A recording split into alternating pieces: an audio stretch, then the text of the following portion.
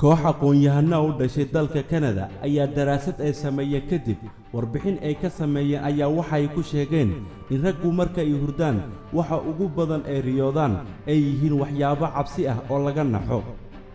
kooxdan aqoon-yahanada ayaa waxay ku sheegeen in raggu marka ay hurdaan waxa ugu badan ay riyoodaan dagaal dhaca, rasaas la dhacayo, ayagoo ka baxsanayo bahalla cunayo, ayagoo maraya meel cabsi leh, qof ehelkoodu ay jecel yihiin oo geeriyooda iyo waxyaabo la mid ah.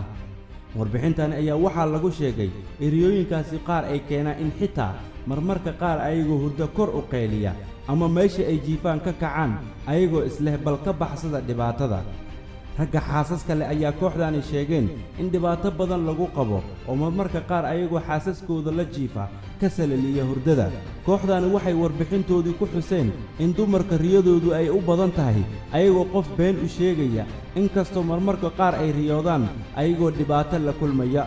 ninka hormuudka u ah kooxdani warbaahintu diyaarisay oo la yiraahdo Anthony ayaa ku doodaya in ragga iyo dumarku markuu la isbarbardhigo riyooyinka ay ku riyoodaan ay halis badan tahay tan ragga.